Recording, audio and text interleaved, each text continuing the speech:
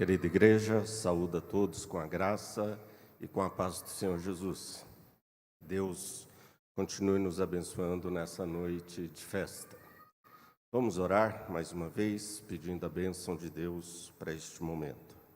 Pai querido e santo, obrigado por esse momento festivo, quando recebemos esses irmãos em nossa igreja, essas crianças que foram batizadas, louvado seja o teu nome.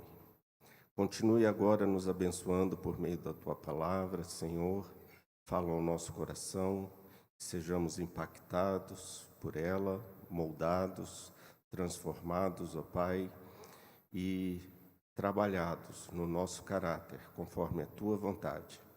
Abençoe, ó Pai, a minha vida, dá-me a Tua graça de transmitir com fidelidade a Tua palavra.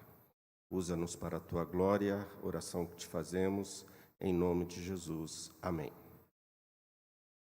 Amada igreja, vamos abrir a palavra do Senhor em Gálatas, capítulo 6.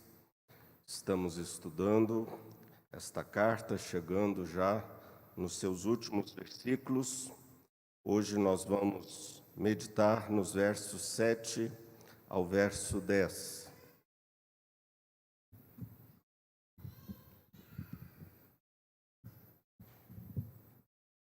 Gálatas 6, versículos 7 ao 10. Nos diz a palavra do Senhor: Não vos enganeis, de Deus não se zomba, pois aquilo que o homem semear, isso também ceifará. Porque o que semeia para a sua própria carne, da carne colherá corrupção, mas o que semeia para o Espírito, do Espírito colherá vida eterna. E não nos cansemos de fazer o bem, porque a seu tempo ceifaremos, se não desfalecermos. Por isso, enquanto tivermos oportunidade, façamos o bem a todos, mas principalmente aos da família da fé. Palavra do Senhor aos nossos corações nessa noite de hoje. O título do nosso sermão desta noite salta aos nossos olhos ao lermos esse texto. Nós colhemos aquilo que nós plantamos. Ninguém que planta café vai colher abacate. E ninguém que planta melancia vai colher limão. Mas o que plantamos é o que colhemos. Aqui Paulo usa de metáforas que ele já vem usando no capítulo 5, aonde a carne e o espírito são como se fossem dois terrenos, dois campos. As sementes são duas obras. Uma é a obra do espírito, a outra é a obra da carne. Em terceiro lugar, quem semeia na carne ou para a carne, colhe corrupção eterna ou a morte. E quem semeia para o Espírito, colhe a vida eterna. E Paulo termina dizendo que fazer o bem é semear no Espírito. Portanto, nós temos aqui pelo menos 4 princípios. E nós vamos trabalhar nesta noite nesses 4 princípios. O primeiro princípio e os 4 princípios são princípios absolutos. O primeiro deles é que nós colhemos o que nós semeamos. O segundo princípio absoluto que nós temos aqui é que ou trabalhamos para a carne ou trabalhamos para o Espírito. E o terceiro princípio absoluto que nós encontramos nesse texto é que ou você vai colher corrupção ou você vai colher a vida eterna. E o quarto princípio absoluto que temos aqui é que quem semeia no Espírito faz o bem. Então vamos meditar sobre o que Paulo está nos dizendo. No verso 7, nós temos o primeiro princípio absoluto de que nós vamos colher aquilo que nós semearmos. Paulo começa dizendo: não vos enganeis, de Deus não se zomba, pois aquilo que o homem semear, isso também ceifará. Esse texto usado por Paulo aqui, nós temos alguns ecos no Antigo Testamento, Como, por exemplo, nós encontramos em Jó, capítulo 4, versículo 8, quando ele nos fala: pelo que tenho observado, quem cultiva o mal semeia maldade, isso também colherá. Quem semeia o mal, colhe o mal. Um outro eco nós encontramos em Provérbios 12, versículo 14. O que as mãos do homem fizerem, ser-lhe-á retribuído. E também temos um eco em Oséias, capítulo 7, capítulo 8, versículo 7, um texto muito famoso que nós usamos, inclusive, como um ditado popular entre nós. Aqueles que semeiam vento, colhem tempestades ou tormentas. Paulo usa esse texto também em 2 Coríntios 9:6, quando Paulo afirma que quem semeia pouco também vai colher pouco, e quem semeia muito também vai colher muito. Portanto, nós temos aqui vários ecos deste princípio absoluto de que nós colhemos aquilo que nós plantamos. E Paulo começa com uma advertência muito proposital, que é: não se enganem. Não se enganem. O que Paulo está querendo dizer para nós com esta expressão? Não se enganem. O engano é um dos mais populares, uma das mais populares, vamos dizer assim, inverdades que nós ouvimos na nossa época, numa época eivada de fake news. Ou seja, é a mentira de que eu posso fazer qualquer coisa que eu quiser, que eu não vou sofrer em absoluto nenhuma consequência. Eu jamais vou ser responsabilizado por qualquer coisa que eu faça.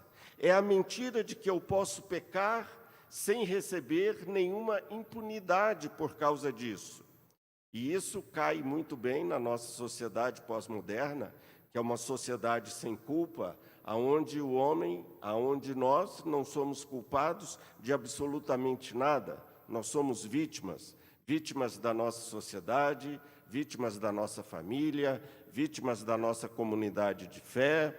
Nós não temos culpa de nada, nós somos simplesmente vítimas, ou seja, a sociedade da vitimização. É como se as nossas ações não tivessem consequências.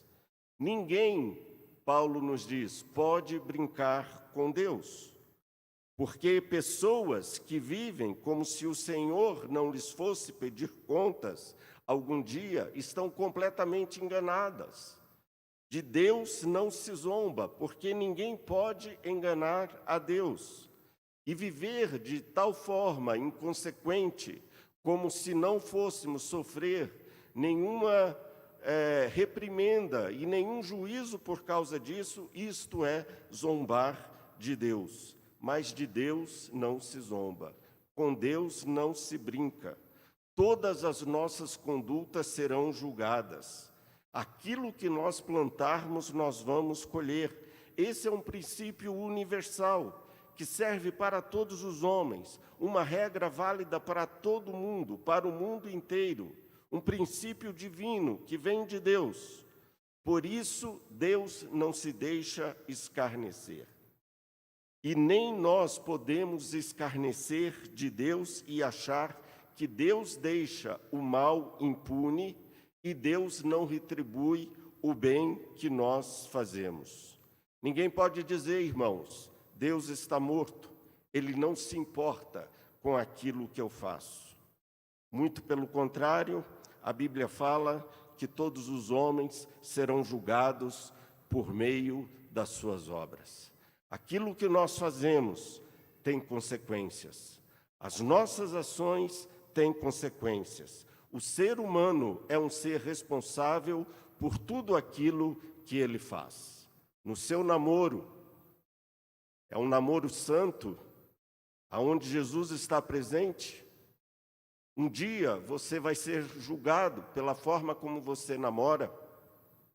No seu trabalho, na sua escola, no seu dia a dia, tudo aquilo que fazemos na nossa repartição pública. Um dia Deus vai cobrar de nós tudo aquilo que nós estamos fazendo, com a vida que Ele nos confiou. Paulo está dizendo, olha, cuidado, de Deus não se zomba. Como você tem tratado o seu irmão, como você tem tratado os seus filhos, como você tem tratado o seu cônjuge, como você tem tratado a sua esposa, o seu esposo, de Deus não se zomba. Paulo está dizendo, olha, aquilo que você está plantando, você vai colher. As nossas ações, elas têm consequências. Mas, em segundo lugar, nós temos o segundo princípio absoluto no versículo 8. Ou você trabalha para a carne, ou você trabalha para o Espírito. Porque o que semeia para a sua própria carne, da carne colherá corrupção. Mas o que semeia para o Espírito, do Espírito colherá a vida eterna. Martinho Lutero diz que aquilo que Paulo está dizendo aqui não é outra coisa senão o fato de nós estarmos fazendo alguma coisa ou trabalhando. Ou trabalhamos para a carne ou trabalhamos para o Espírito. Temos um eco interessante em Provérbios, capítulo 22, versículo 8, aonde Provérbios nos diz que aquele que semeia injustiça vai colher males.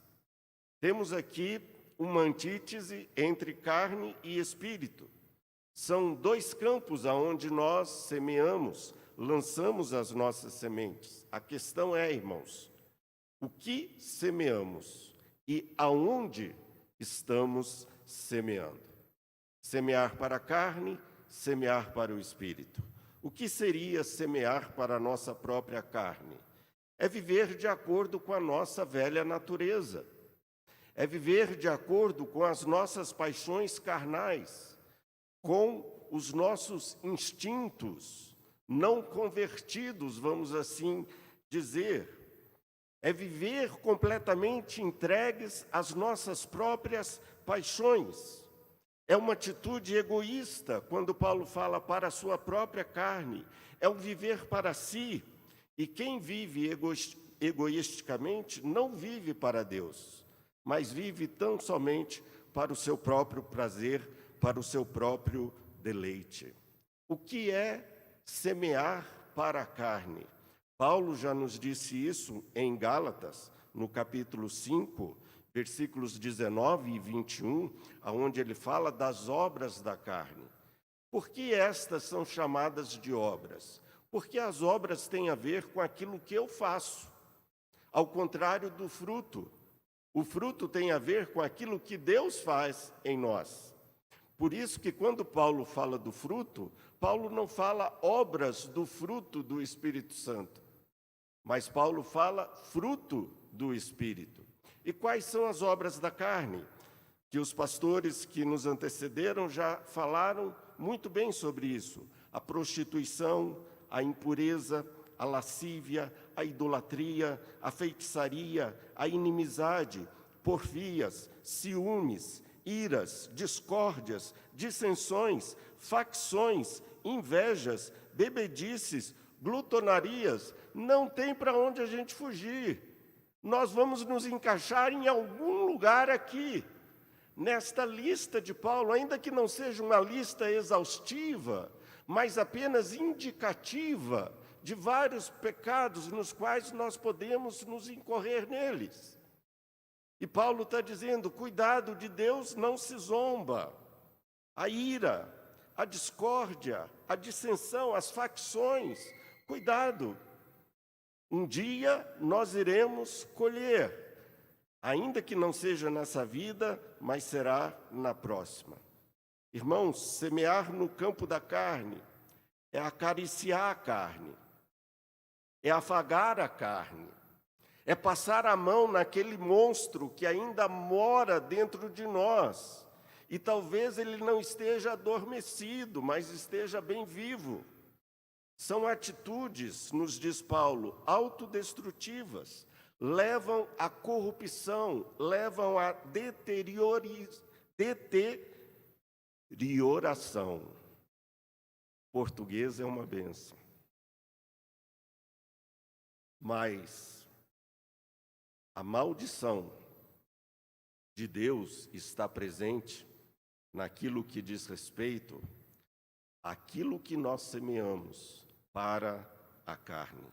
São atitudes autodestrutivas que levam à morte. Por isso, a maldição. Quem semeia para a carne está semeando para a morte. Ao contrário de semear para a carne, Paulo também fala sobre aqueles que semeiam para o Espírito. Se semear para a carne é viver de acordo com a velha natureza, semear para o Espírito é viver de acordo com a nossa nova natureza, movidos pelo Espírito. Semeamos para o Espírito vivendo em santidade, vivendo para agradar a Deus e não a minha carne, não as minhas paixões. Semear para o Espírito é dar o fruto do Espírito, é andar no Espírito, é frutificar, expressando o amor, a alegria, a paz, a bondade, a benignidade, a fidelidade, a longanimidade, a mansidão, o domínio próprio. É viver cultivando os meios de graça, o estudo da Bíblia, a oração, a comunhão, a adoração, os sacramentos. É viver para a glória de Deus, é viver para Cristo em todas as áreas da nossa vida. Portanto, está aí o segundo princípio absoluto: ou semeamos para a carne, ou semeamos para o Espírito. E o terceiro princípio absoluto é: ao semearmos, ou vamos colher corrupção, ou vamos colher a vida eterna. O que iremos colher? Corrupção ou a vida eterna? Corrupção é aquilo que perece. Corrupção é aquilo que é passageiro, tal como a decomposição de um cadáver. E na língua grega, essa palavra corrupção tem a ver muito com isso, como um cadáver que vai apodrecendo, apodrecendo, apodrecendo, até deixar de existir completamente. Um teólogo alemão disse que quem constrói a sua vida com aquilo que é passageiro, irá perecer, quando aquilo que é passageiro passar, deixar de existir. No fim, será a morte.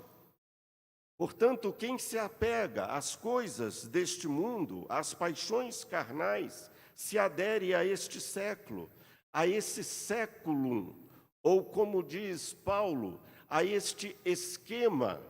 Paulo usa essa expressão em grego, esquema.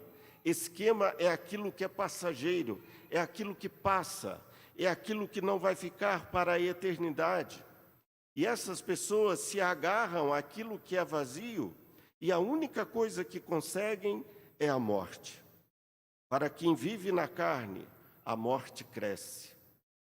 Tudo aquilo que nós alimentamos, irmãos, cresce e toma conta da nossa vida.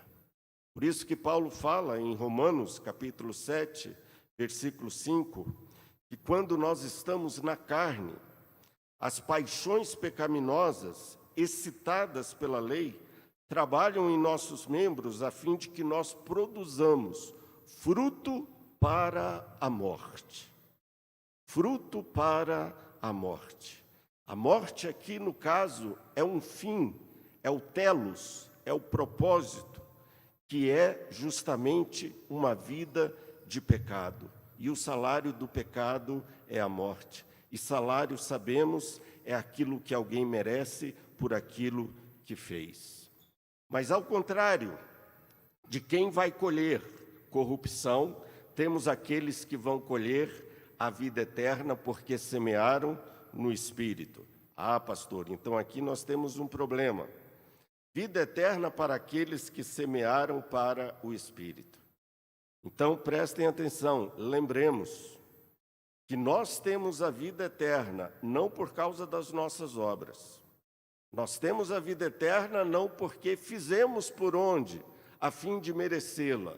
Não, a vida eterna é graça de Deus em nosso favor. Quando nós semeamos para o Espírito, nós estamos semeando como resposta à graça de Deus na nossa vida. Na teologia paulina, na teologia de Paulo, em todas as suas 13 cartas, Paulo sempre coloca a conduta, a ética, como sendo resposta à graça de Deus na nossa vida. A resposta que nós damos à graça de Deus na nossa vida. Por isso que João Calvino gostava de dizer: só a graça é que salva, mas a graça que salva nunca está só, ela sempre está acompanhada pelas obras. Os que semeiam no Espírito terão a vida eterna, e vida eterna é a vida que só Jesus pode dar. E a vida eterna é o Espírito Santo quem nos concede por meio da regeneração, quando nascemos então de semente incorruptível, que nunca vai morrer, é eterna. E a vida eterna é dom de Deus. Deus quem nos dá a vida, porque Deus amou o mundo de tal maneira que deu o seu único Filho, Jesus Cristo, para que todo aquele que nele crê não pereça, mas tenha a vida eterna.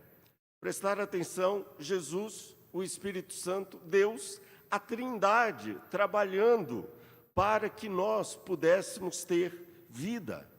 A vida que nós temos é graça da parte de Deus. E em último lugar, Paulo então termina esse texto extremamente rico, nos mostrando o quarto princípio absoluto, qual seja, quem semeia no Espírito faz o bem. Ele nos diz: e não nos cansemos de fazer o bem, porque a seu tempo ceifaremos, se não desfalecermos. Fazer o bem, irmãos, e prestem atenção nisso, fazer o bem é uma obra do Espírito Santo de Deus na nossa vida. Spurgeon dizia: se eu faço aquilo que é bom, aquilo que presta, isso é a obra de Deus na minha vida. Se eu faço aquilo que é ruim, aquilo que não presta, isso sou eu mesmo que estou fazendo. Então, fazer o bem é semear no Espírito. Quem semeia no Espírito faz o bem. Este é um princípio absoluto. E fazer o bem sempre é justamente nós perseverarmos na prática do bem, não desistirmos, conforme Paulo fala. Tem a ver com nós sermos constantemente cheios do Espírito Santo de Deus. O que é esse bem? A palavra bem aqui é a palavra kalos.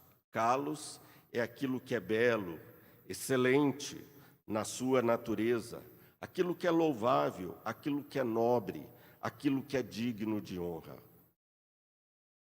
Vou repetir: quando a gente faz aquilo que não é belo, aquilo que não é excelente em sua natureza, quando o nosso proceder não é louvável, quando as nossas atitudes não são nobres, quando as nossas ações não são dignas de honra, nós não estamos semeando no Espírito, estamos semeando na carne.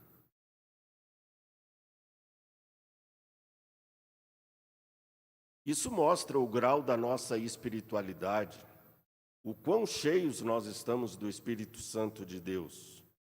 E fazer o bem, irmãos, é abrangente, é mais do que dar esmolas, é mais do que ajudar aos pobres, é mais do que atender aos necessitados, embora todas essas coisas estejam incluídas nesta atitude de fazer o bem. Mas fazer o bem, conforme Gálatas, e vamos nos ater a Gálatas, é nós amarmos o próximo como a nós mesmos, é amarmos a Deus acima de todas as coisas, é tratar com amor aquele que pecou. Fazer o bem é restaurar os pecadores. Fazer o bem é também levar as cargas uns dos outros, conforme o reverendo Marco Antônio já pregou aqui no início do capítulo 6. Fazer o bem é apoiarmos os pastores, é suprirmos os nossos mestres pastores em suas necessidades, conforme o versículo 6, que o reverendo Walter, de forma corajosa, pregou domingo passado, é investir no reino. Fazer o bem é cumprir a lei do amor de Cristo, é dar o fruto do Espírito. Paulo então nos diz, olha, não nos cansemos. Fazer o bem cansa, não é verdade, irmãos? Fazer o bem dá trabalho, fazer o mal não. O mal parece que é natural, mas quando é para fazer o bem, a coisa fica mais complicada. Porque fazer o bem dá trabalho, mais do que fazer o mal. Para fazer o mal, a gente não precisa se esforçar. Mas para fazer o bem, é necessário esforço, dedicação, empenho, investimento. Por isso Paulo fala, não desista, não se canse de fazer o bem. A gente faz o mal por natureza, mas fazer o bem é sempre algo antinatural. Por isso que fazer o bem depende de nós estarmos cheios do Espírito Santo de Deus, semeando no Espírito, dando fruto. A nossa propensão humana, devido à fragilidade humana da qual nosso ser está investido, sempre nos inclina ao pecado. Se nós não estivermos, irmãos, cheios do Espírito Santo de Deus, nós vamos estar tentados a desistir de fazer o bem. Fazer o bem exige de nós um esforço contínuo, um trabalho constante. Por isso Paulo fala no final do verso 9, não desfaleçam, façam o bem sem desfalecer. E aqui, por que Paulo está dizendo isso? Porque Paulo pode estar pensando no seguinte, quem sou eu para tentar entender a mente de Paulo? Nem Pedro entendia, quanto mais eu. Mas vamos pensar que Paulo esteja dizendo o seguinte, mesmo quando nós não temos uma gratificação imediata para aquilo de bom que nós estejamos fazendo, nós não devemos desistir de continuar fazendo bem. Geralmente, muitas vezes, nós só continuamos fazendo bem quando temos alguma gratificação, e geralmente essa gratificação tem de ser imediata. Mesmo quando o nosso trabalho não for reconhecido, o pastor nem notou o que eu fiz.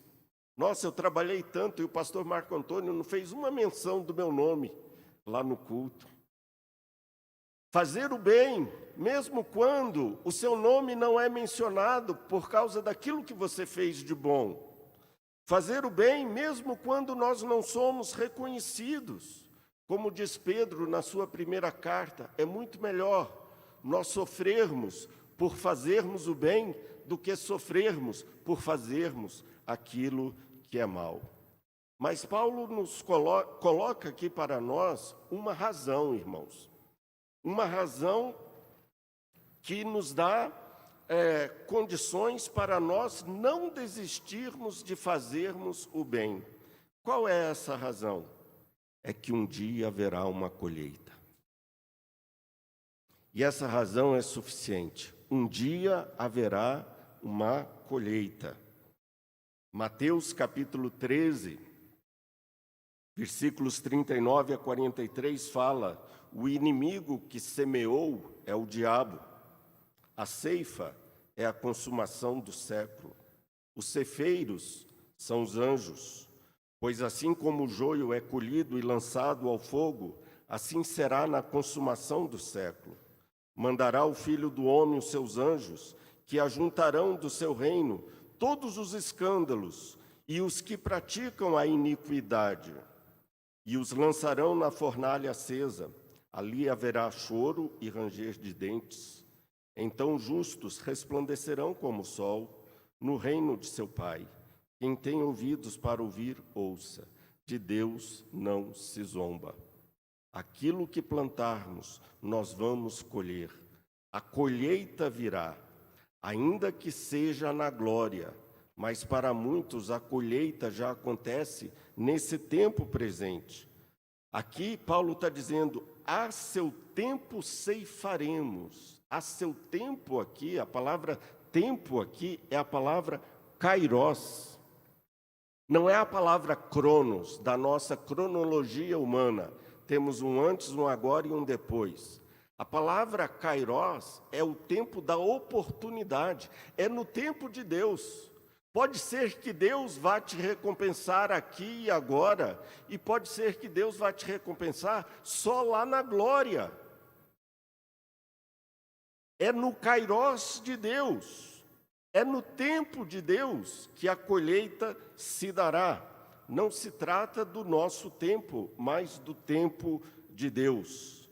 E lembrem-se que essa colheita vindoura, de glória eterna e de vida eterna, é para aqueles que não desistem.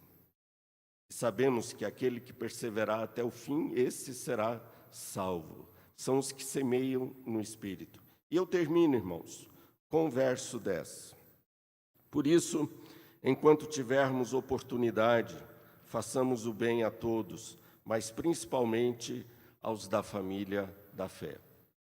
A expressão "por isso" nos remete ao que Paulo acabou de dizer, ou seja, se nós não desistirmos, se não nos cansarmos, então vamos continuar fazendo bem a todos, mas principalmente aos da família da fé. A prática do bem como nossa resposta à graça de Deus. Oportunidade. Olha aqui que Paulo fala. Por isso, enquanto tivermos oportunidade, acabamos de falar, porque a seu tempo. A palavra tempo no verso 9 e a palavra oportunidade no verso 10 é a mesma. As duas palavras no grego são kairos. Há um kairos para Deus fazer a colheita e há um kairos para nós semearmos a semente. E nós, então, semeamos dentro desse tempo que Paulo chama tempo oportuno. E Paulo, lá em Coríntios, para oportuno, ele usa também a palavra kairos. É a oportunidade que Deus está nos dando, irmãos, para fazermos o bem. Para que nós semeemos no Espírito, para o Espírito. Há um kairos de Deus aonde a ceifa vai acontecer, mas Deus nos dá um kairos, que é a oportunidade que Ele nos concede. Enquanto estamos vivos, enquanto temos tempo, façamos o bem. A todos. A quem devemos fazer o bem? A todos. Eu não sou flamenguista, mas eu devo fazer o bem a um flamenguista. Devemos fazer o bem para aquelas pessoas que são de um partido diferente do partido que eu sou simpático. Devemos fazer o bem para aquelas pessoas que possuem uma ideologia diferente da minha ideologia. Eu devo fazer o bem para aquelas pessoas que não concordam muito com o meu pensamento. Eu devo fazer o bem a todos. Um cristão, irmãos, faz todos os tipos de bem a todos os tipos de pessoas. Conforme Paulo fala em Tessalonicenses, segui sempre o bem entre vós para com todos. Foi isso que Jesus ensinou. Amai aqueles que vos perseguem. Orai por aqueles que vos perseguem, pelos vossos inimigos. E às vezes o nosso inimigo está dentro da nossa própria casa. É o nosso irmão, é o nosso companheiro de mesa, com quem almoçamos, jantamos, e com quem, na verdade, não temos comunhão, temos ira, temos espírito faccioso, iracundo, beligerante. Jesus nos ensinou a fazermos o bem, até mesmo para o nosso inimigo. E quando fazemos todo tipo de bem a todos os tipos de pessoas, nós estamos nos assemelhando à pessoa de Jesus. Mas principalmente, e aqui a gente termina, mas principalmente aos da família da fé. Somos uma família, irmãos. A igreja é uma família. Somos irmãos em Cristo, filhos do mesmo Pai. Paulo está dizendo principalmente à família da fé. Temos de cuidar primeiro dos de casa, porque se não cuidarmos primeiro dos de casa, como vamos cuidar dos de fora? O bem deve começar a ser praticado dentro de casa, para depois se espalhar para fora. Nós nunca vamos poder mostrar o amor de Deus ao mundo se não demonstrarmos este amor dentro da nossa casa, dentro da comunhão dos santos, dentro da família da fé. E com isso eu digo, dentro da igreja, dentro da nossa comunidade de fé, não deveria nunca, irmãos, nunca existir nenhum membro necessitado, nenhum.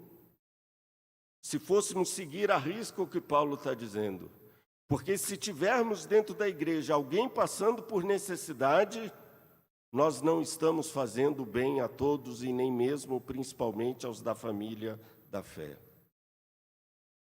Concluo. Vimos aqui 4 princípios absolutos.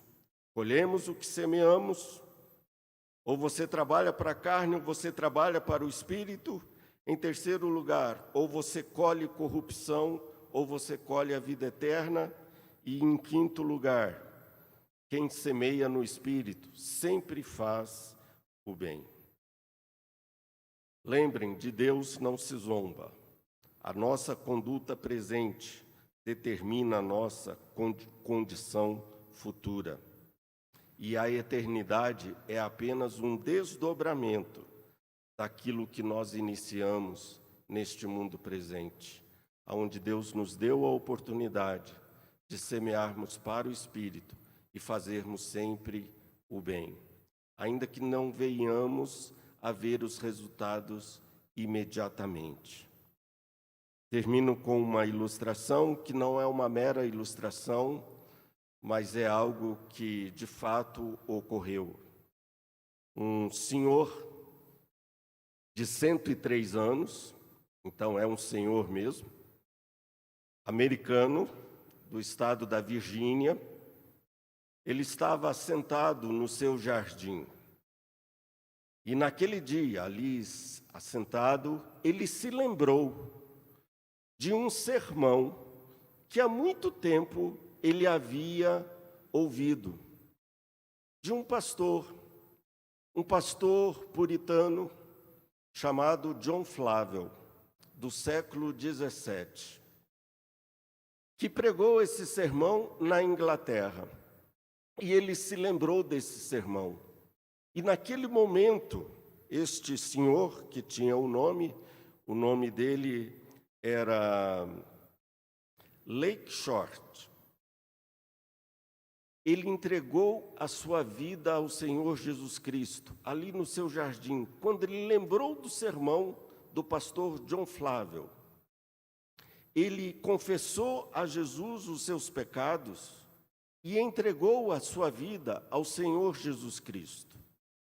Mas o mais admirável desta história, deste senhor de 103 anos, senhor Lake Short, é que esse sermão havia sido pregado na Inglaterra há 85 anos.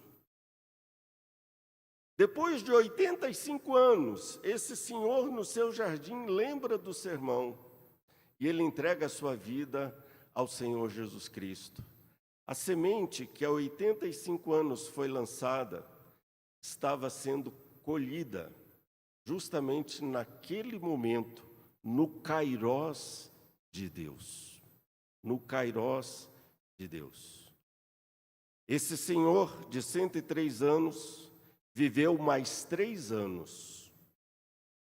E na sua lápide foi escrito: aqui jaz uma criança de 3 anos,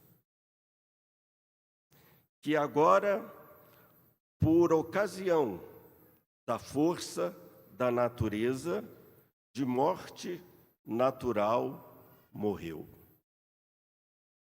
E ele morreu aos 106 anos. A colheita foi feita no kairós de Deus. Lança o teu pão sobre as muitas águas, e depois de muito tempo, tu o acharás. O que temos semeado, irmãos, é para a morte ou é para a vida? Em que campo nós temos lançado as nossas sementes? E que sementes nós temos semeado? Que sejam sementes de vida eterna, que sejam sementes do fruto do Espírito. Que Deus nos abençoe, em nome de Jesus. Amém.